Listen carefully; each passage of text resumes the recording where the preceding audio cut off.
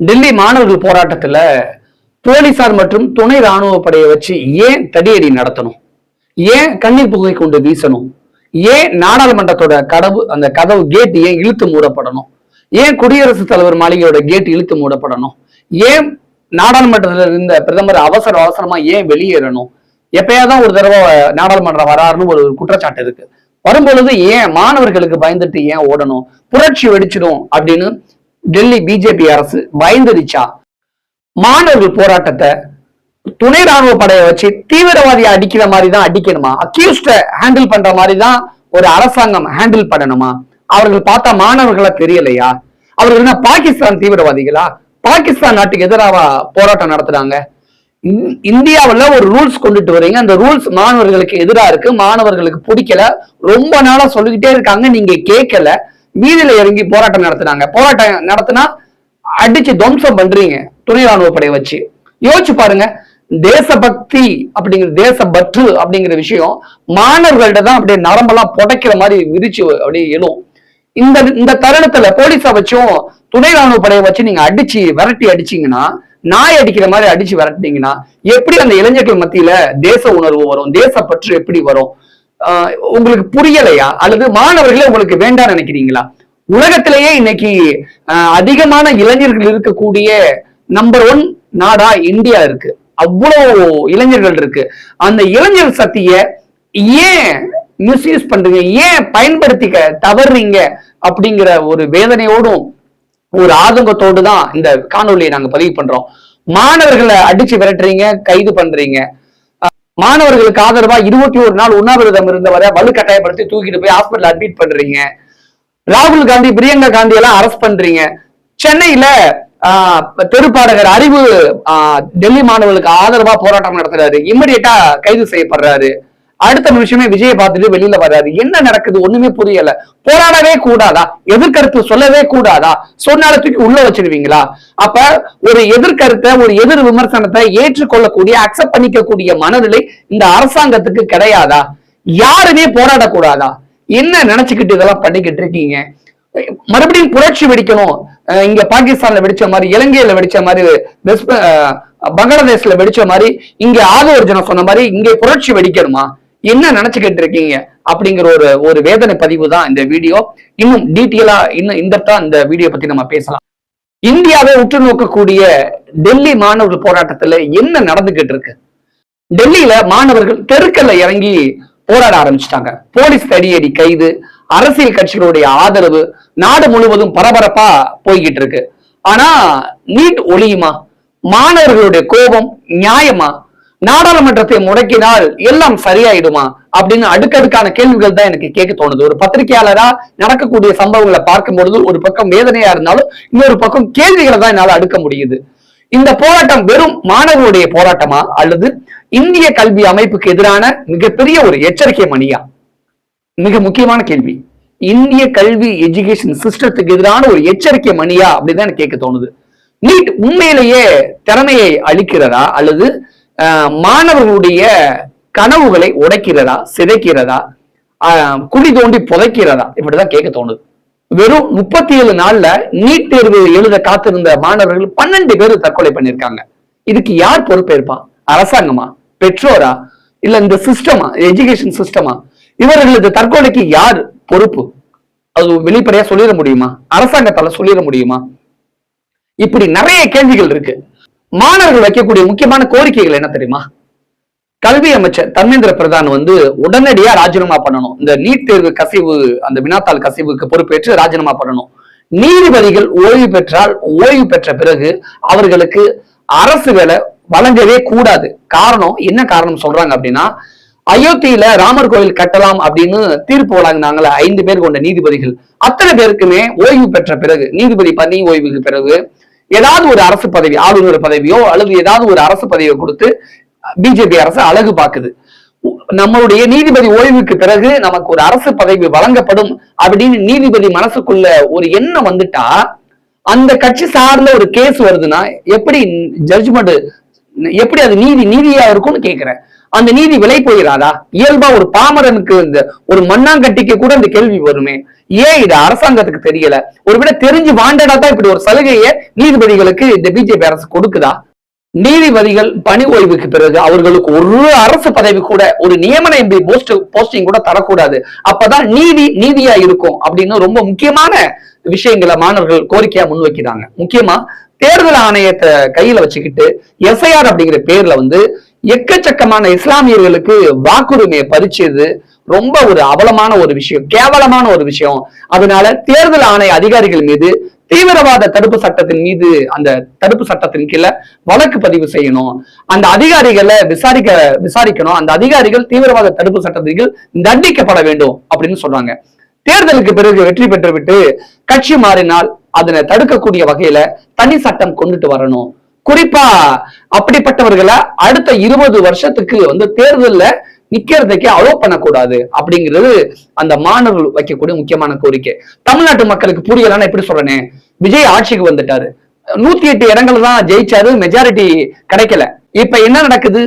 அதிமுக ஜெயிச்ச எம்எல்ஏக்களை கட்சி எம்எல்ஏ பதவியிலிருந்து ரிசைன் பண்ண வச்சுட்டு தாவேகா கட்சியில சேர்த்துக்கிறாங்களே. இந்த மாதிரி அப்படி பண்ணா மக்கள் என்ன முட்டாள்களா?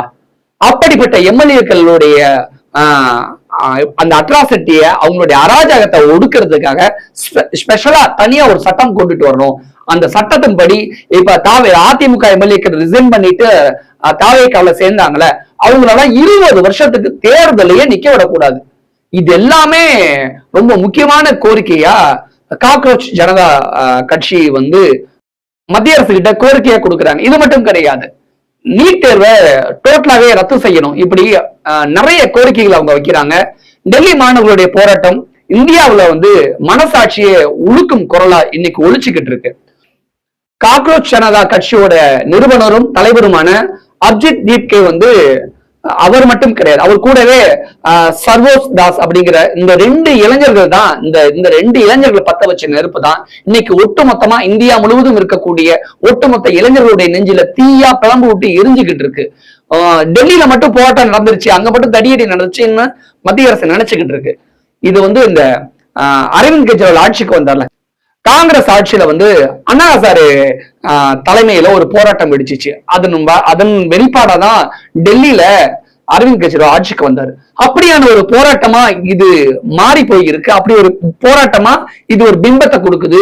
அதான் சொன்னேன், ஒட்டுமொத்த இந்தியாவுடைய இளைஞர்களுடைய மனசாட்சியை மட்டும் இல்ல, வேடிக்கை பார்த்து கொண்டிருக்க ஒட்டுமொத்த இந்திய மக்களுடைய மனசாட்சிய அல்லது அவங்களுக்குள்ள ஒரு தீ பிளம்ப இது உண்டு பண்ணிருக்கு இந்த போராட்டம்.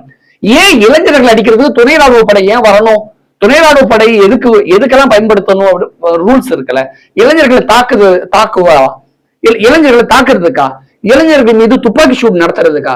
கண்ணீர் புகை கொண்டு வீசவா? அப்படின்னு எக்கச்சக்கமான கேள்விகள் இப்ப ஒன்றிய அரசு மீது, பிஜேபி அரசு மீது எழுந்திருக்கு.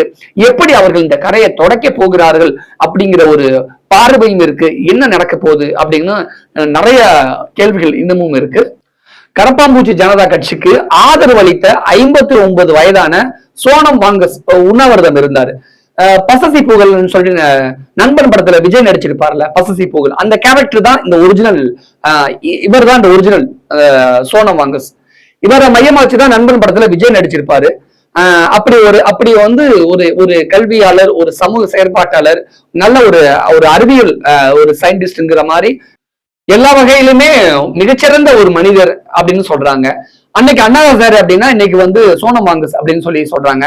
அவருடைய உண்ணாவிரத போராட்டத்தை 21 நாள் தொற்றிருக்கும் பொழுது பிஜேபி அரசு வலுக்கட்டாயமா அவரை தூக்கிட்டு போய் ஹாஸ்பிட்டல் அட்மிட் பண்ணதா இருக்கட்டும், அவருக்கான அந்த அவரை கையாண்ட விதம் இருக்குல்ல, அவர் கையாண்ட விதம் எல்லாமே இளைஞர்கள் மத்தியில பெரிய ஒரு கோபத்தை, கொந்தளிப்பை ஏற்படுத்தி இருக்கு. எஜுகேஷன் சிஸ்டம் சரியில்லை, நீட் தேர்வு வினாத்தாள் கசஞ்சதுனால கல்வி அமைச்சர் தர்மேந்திர பிரதான பதவி நீக்கம் செய்யக்கூடிய நடந்த இந்த போராட்டம்லாம் இருக்கு இல்லையா, இது நேரடியா பிரதமர் மோடியை எதிர்நோக்கி அல்லது பிரதமர் மோடிக்கு எதிராக இந்த கோபம் திரும்பி இருக்கு அப்படிங்கிறதுதான் ஒரு உளவியல் ரீதியா பார்க்கக்கூடிய ஒரு உண்மையா இருக்கு. போராட்டம் என்னமோ கல்வி அமைச்சர் தர்மேந்திர பிரதானுக்கு எதிராக தான், ஆனா இந்த இளைஞருடைய கோபம் பிஜேபி அரசு மீது, பிரதமர் மோடி மீது திரும்பி இருக்கு. இது ரொம்ப ஒரு அதிருப்தியான ஒரு அணுகுமுறைய, அதாவது பிஜேபி அரசு மீது ஒரு அதிருப்தியை உண்டு பண்ணிருக்கு. பிரதமர் மோடிக்கே என்ன பண்றதுன்னு தெரியாம தலை பிச்சுக்கிட்டு இருக்காரு. உள்துறை அமைச்சர் அமித்ஷாவை என்ன பண்றது தெரியாம தலை பிச்சுக்கிட்டு இருக்காரு. இதுல எப்படி முடிவெடுக்கிறது? தர்மேந்திர பிரதான பதவி விலக வச்சுட்டு வேறொரு பதவி கொடுத்தா தோல்வி அவங்க ஒற்றுக்கொண்டதா ஆயிரும். அப்ப இது எப்படி அணுகிறதுன்னு பிஜேபி அரசுக்கு ஒண்ணுமே புரியாம போட்டு தலையை பிச்சுக்கிட்டு இருக்காங்க அப்படின்னு டெல்லியில இருந்து வரக்கூடிய தகவல் நமக்கு தெரிவிக்குது. அது மட்டும் கிடையாது, ஒரு ஆங்கிலேய நாளிதழ் என்ன சொல்லியிருக்காங்கன்னா, பிரதமர் மோடி பயப்படும் போதெல்லாம் அவர் போலீசார் பின்னாடி போய் ஒளிஞ்சுக்கிறாரு அப்படின்னு இளைஞருடைய முழக்கம் இருக்கு அப்படின்னு ஒரு ஆங்கில நாளிதழ் குறிப்பிட்டு இந்த செய்தி வெளியிட்டு இருக்காங்க. அது மட்டும் கிடையாது, இந்த இளைஞருடைய போராட்டம் ஒன்றும் சாதாரண போராட்டம் கிடையவே கிடையாது. சக்தி வாய்ந்த அரசாங்கத்திற்கு எதிரான ஒரு வலுவான போராட்டமா இன்னைக்கு வெடிச்சிருக்கு. சக்தி வாய்ந்த அரசாங்கத்திற்கு எதிரான ஒரு வலுவான போராட்டமா வெடிச்சிருக்கு. இந்தியாவில் இருக்கக்கூடிய இளைஞர்களுடைய நிலவக்கூடிய அந்த கோபத்துடைய அடையாளமா இந்த காக்ரோச் ஜனதா பார்ட்டி மாறி போயிருக்கு. வேலையில்லாத இளைஞர்களை கரப்பாம்பூச்சி மற்றும் ஒட்டுண்ணிகள் அப்படின்னு ஒப்பிட்டு இந்திய தலைமை நீதிபதி கூறிய அந்த கருத்துக்கு பிறகுதான் இந்த இயக்கம், இந்த காக்ரோச் ஜனதா பார்ட்டிங்கிற இந்த இயக்கம் உருவாகிருக்கு. இந்த கட்சியோட முக்கியமான வரலாறு இதுதான். ஆக்சுவலி ஒரு நீதிபதி வேலையில்லாத பட்டதாரிகளை கரப்பாம்பூச்சின்னு விமர்சனம் பண்றாரு. அதோட வெளிப்பாட ஒரு கட்சியை ஆன்லைன்ல உருவாக்கி இருக்கு. அவங்க நேரடியா பிரஸ கூப்பிட்டோ ஒரு போஸ்டர் அடிச்சு ஒட்டி எல்லாம் கட்சி ஆரம்பிக்கல. ஆன்லைன்ல உருவான கட்சி இன்னைக்கு ஒரு வலுவான அரசாங்கத்துக்கு எதிராக முழங்கக்கூடிய போராட்டம் நடத்தக்கூடிய அளவுக்கு அந்த மாணவருடைய போராட்டத்தை பார்த்துட்டு இந்திய நாடாளுமன்றத்துடைய கேட்டையை இழுத்து பூட்டுற அளவுக்கு ஒரு ஃபயரிங் ஆர்டர் நடத்திடலாமா அப்படிங்கிற அளவுக்கு எல்லாமே தயார் நிலையில வைக்கக்கூடிய அளவுக்கு இன்னைக்கு பிஜேபி அரசு பாய்ந்து போயிருக்கு. ஒட்டுமொத்த இந்திய மக்களுடைய மனசாட்சியையும் கவனத்தையும் இந்த போராட்டம் திருப்பி இருக்கு அப்படின்னா இது ஆளுங்கட்சியோட எவ்வளவு பெரிய தோல்வி அப்படிங்கிற ஒரு கேள்வியையும் முன்வைக்குது. காக்ரோச் ஜனதா பார்ட்டி சமூக வலைதளங்கள் மூலமா உருவாகி சிறிது கால வீதிகள்ல தோன்றி பின்னாடி விரைவா அவங்க மறைஞ்சிடுவாங்க. இதெல்லாம் ஒரு தற்காலிக ஒரு கேலி சித்திரம் அப்படின்னு இது தற்காலிக கேலி சித்திர இளைஞர்களுடைய இயக்கமா இனிமேல் இருக்காது. இனிமேல் இப்படி பார்க்க முடியாது. ஒரு நாட்டினுடைய அப்படிங்கிற விஷயத்தையும் சொல்லியிருக்கு. ஒரு நாட்டினுடைய எதிர்காலம் யார் அப்படின்னு கேட்டா எல்லோருக்குமே சொல்லுவாங்க ஒரே வார்த்தையில மாணவர்கள் தான், இளைஞர்கள் தான். ஆனா இன்று அதே மாணவர்கள் புத்தகத்தை விட்டு பதாகையில கையில ஏந்திக்கிட்டு எடுத்திருக்கக்கூடிய அந்த போராட்டம், அந்த வீரியம் இருக்குல்ல, வகுப்பறையை விட்டுட்டு தெருவுல இறங்கி போராட்டம் நடத்துறாங்கல்ல, கனவுகளை சுமக்க வேண்டிய தோள்களை இன்னைக்கு கண்ணீரும் கோபமும் அப்படியே ஒரு சுமை தாங்கி மாதிரி நீதி கேட்டு ரோட்ல நிக்கிறாங்கல்ல. டெல்லி தெருக்கள் எல்லாம் ஆயிரக்கணக்கான மாணவர்கள் முழக்கமிடுறாங்கல்ல. அந்த முழக்கம் அந்த பிஜேபி அரசு, மோடி அரசு காதுகள்ல கேட்கலையா? அவர்களுடைய குரல் ஒரு தேர்வுக்கு எதிரான குரல் மட்டும் அப்படின்னு நீங்க நினைச்சீங்கன்னா அது உங்களுடைய தப்பு, உங்களுடைய அறியாமை. இது ஒரே ஒரு நீட் தேர்வுக்கு எதிரான குரல் மட்டும் கிடையாது. இந்த மாணவருடைய குரல் ஒரு நாட்டினுடைய ஆட்சியாளர்களை நோக்கி எழுப்பக்கூடிய ஒரு மிகப்பெரிய ஒரு வேண்டுகோள், மிகப்பெரிய ஒரு கேள்வி, மிகப்பெரிய ஒரு எதிர்ப்பு. இந்த போராட்டம் வெறும் டெல்லி மாணவர்களுடைய போராட்டம் மட்டும் கிடையாது. இது இந்திய கல்வி முறையை பற்றிய ஒரு மிகப்பெரிய ஒரு கேள்வியை மாணவர்கள் எழுப்பி இருக்கிறார்கள். அவர்களுடைய கோரிக்கை என்ன? நாங்க படிக்க மாட்டோம் அப்படின்னு மாணவர்கள் அடம்பிடிக்கிறாங்க. அவர்கள் என்னைக்குமே நாங்க படிக்க மாட்டோம் அப்படின்னு ஒருபோதும் மாணவர்கள் சொல்லவே கிடையாது. எங்களுக்கு சமமான வாய்ப்பு வழங்கணும் அப்படிங்கிறது தான் மாணவருடைய கோரிக்கையா இருக்கு. அடிப்படை கோரிக்கை கிராமப்புற மாணவர்களுக்கும் அரசு பள்ளியில பயிலக்கூடிய மாணவர்களுக்கும் அந்த நீட் எக்ஸாம் சமமா இருக்கணும். இன்டர்நேஷனல் ஸ்கூல்ல படிக்கிறவங்களுக்கு ஒரு மாதிரி, சிபிஎஸ்இ சிலபஸ்ல படிக்கிறவங்களுக்கு ஒரு மாதிரி, கிராமப்புற மாணவர்களுக்கு ஒரு மாதிரி, அரசு பள்ளியில படிக்கக்கூடிய மாணவர்களுக்கு ஒரு மாதிரி எல்லாம் தேர்வு நடத்தினா யாரு ஜெயிப்பா, யாரு தோப்பாங்கிற ஒரு ஏற்றத்தாழ்வான ஒரு கேள்விகள் இருக்குல்ல, அதெல்லாம் களையப்பட வேண்டும் அப்படின்னு நியாயமான கோரிக்கைகளுக்காக தான் மாணவர்கள் போராட்டத்தை முன் வச்சிருக்காங்க. நீங்க எஜுகேஷன் சிஸ்டத்தை ஜாதி மாதிரி பிரிச்சு பிரிச்சு பிரிச்சு அக்கு வேற ஆணி வேற பிரிச்சு வச்சுட்டு எக்ஸாம் மட்டும் ஒரே மாதிரி எல்லாருக்கும் நடத்தினா அது எப்படி முறையான எக்ஸாமா இருக்கும்? அது எப்படி சரியான ஒரு அணுகுமுறையா இருக்கும் அப்படின்னு அரசாங்கத்தோட சட்டையை பிடிச்சி மாணவர்கள் உலுக்கி எடுக்கிற கேள்விதான் இந்த போராட்டத்தோடைய வீரியமா இன்னைக்கு வெடிச்சு கிளம்பி இருக்கு. அது மட்டும் கிடையாது, இன்னைக்கு இந்தியாவை பொறுத்த வரைக்கும் கல்வி அப்படிங்கிறது ஒரு அறிவை பற்றிய போராட்டமாலாம் இல்ல, வாய்ப்பை பற்றி போட்டியா இன்னைக்கு மாறி போயிருக்கு. அதனாலதான் இன்னைக்கு இந்த போராட்டமும் இவ்வளவு தூரம் வெடிச்சிருக்கு. போராட்டம் நடந்த இடத்துல போலீசார், துணை ராணுவ படையினர் நடந்துகிட்ட விதங்கள், அவருடைய செயல்பாடுகள், அடிச்ச விதம், தாக்குன விதம், கைகால் முறிஞ்ச விதம், ரத்தம் சொட்டுன விதம், சமூக வலைதளங்கள்ல எப்படியெல்லாம் அந்த வீடியோக்கெல்லாம் வைரலா போய்கிட்டு இருக்கிறத பார்க்கும் பொழுது மக்கள் வந்து அரசாங்கத்தை பார்த்து நிறைய கேள்விகள் கேட்கிறாங்க. மாணவருடைய கோரிக்கையை உரையாடல் மூலமா ஈஸியா சமாளிச்சிருக்க முடியுமே. சட்டம் ஒழுங்கா வச்சுதான் இது இந்த போராட்டத்தை இப்படிதான் ஒடுக்கணுமா? மாணவருடைய கோரிக்கைக்கு ஏன் செவி சாய்க்கல? ஏன் பேச்சுவார்த்தை நடத்தல? மாணவருடைய குரலை ஒடுக்க நினைக்கிறீங்களா? இது வந்து ஜனநாயகத்துல வெறுப்பதான விதைக்கும். இந்த விவகாரத்துல வந்து பல அரசியல் தலைவர்களும் தங்களுடைய ஆதரவை மாணவர்களுக்கு தெரிவிச்சுட்டு வராங்க. மம்தா பானர்ஜில இருந்து இங்க ராகுல் காந்தி காங்கிரஸ்ல இருந்து அகிலேஷ் யாதவ்ல இருந்து எக்கச்சக்கமான அரசியல் தலைவர்கள் மாணவருடைய போராட்டத்துக்கு ஆதரவு தெரிவிச்சு களத்துல இறங்கி போராட்டத்தில் நடத்தி கைது செய்யப்பட்டுக்கிட்டே வராங்க. திருக்குறள் அறிவும் சென்னையில தலைமைச் செயலகத்துக்கு ஆப்போசிட்ல போராட்டம் நடத்தி கைது செய்யப்பட்டாரு. அதன் பிறகு முதலமைச்சர் விஜய சந்திச்சு என்ன பேசுனாங்கன்னு தெரியல. இப்படி ஒட்டுமொத்த மனசாட்சியையும் உலுக்கி எடுத்திருக்கு. இந்திய மக்களுடைய மனசாட்சியை உலுக்கி எடுத்திருக்கு. விடிஞ்சா அடுத்து என்ன நடக்க போகுதோ அப்படிங்கிற பயம் பிஜேபிக்கு அரசுக்கு வந்துருச்சு. விடிஞ்சா அடுத்து எப்படி இந்த பிரச்சனையை கையாளுறது அப்படிங்கிற தீவிரமான சிந்தனையில இளைஞர்கள், காக்ரோச் ஜனதா பார்ட்டி இளைஞர்கள் யோசிக்க ஆரம்பிச்சிருக்காங்க. அண்ணா ஹசாரே தொடங்கி வச்ச அந்த போராட்டம் மாதிரி அடுத்த ஒரு போராட்டம், இளைஞர் புரட்சியா அப்படிங்கிற பல்வேறு கேள்விகளோடு இந்த போராட்டம் நடந்துகிட்டு இருக்கு. ஒட்டுமொத்த இந்தியாவும் உற்று நோக்கி கொண்டிருக்கு. பிஜேபி அரசு அடுத்து என்ன செய்ய போகிறது? மாணவர்களையும் இந்திய மக்களையும் சமாதானப்படுத்த கல்வி அமைச்சர் தர்மேந்திர பிரதானை பிஜேபி அரசு பலி கொடுக்க போகிறதா, அல்லது எப்படிப்பட்ட ஒரு முடிவு எடுக்க போகிறார்கள்? அல்லது அந்த விளையாட்டு வீராங்கனைகள்லாம் அந்த பிஜேபி எம்பிக்கு எதிராக போராட்டம் நடத்தும் பொழுது நீங்க என்ன வேணாலும் போராட்டம் நடத்திக்கீங்க, அதெல்லாம் அந்த எம்பி நாங்க ஒண்ணும் பண்ண மாட்டோம், அவர் அப்படிதான் வச்சிருப்போம் அப்படின்னு ஒரு திமிர்தனமா இருந்தாங்களே, அதே மாதிரியான ஒரு திமிர்தனமா தான் இருக்க போறாங்களா? அப்படி இருந்தா இன்னும் ஒரு சில வருடத்துல நாடாளுமன்ற தேர்தல் வரப்போகுது. அந்த நாடாளுமன்ற தேர்தல் மிகப்பெரிய ஒரு விலை கொடுக்க வேண்டி இருக்கும். இந்த விஷயத்துக்கு தீர்வு காணல அப்படின்னா அடுத்தடுத்து வரக்கூடிய வடமாநில தேர்தல்கள், உத்தரப்பிரதேச தேர்தல், பீகார் தேர்தல் எல்லாம் கண்டிப்பா பிஜேபி மிகப்பெரிய ஒரு விலை கொடுக்க வேண்டி இருக்கும். அதெல்லாம் யோசிச்சுட்டு கண்டிப்பா இந்த கல்வி அமைச்சர் தர்மேந்திர பிரதான் விஷயத்துல தற்போதைக்கு டெம்பரரியா ஒரு சொல்யூஷனை பிரதமர் மோடி எடுப்பார், அமித்ஷா எடுப்பார் அப்படின்னு எதிர்பார்க்கிறாங்க.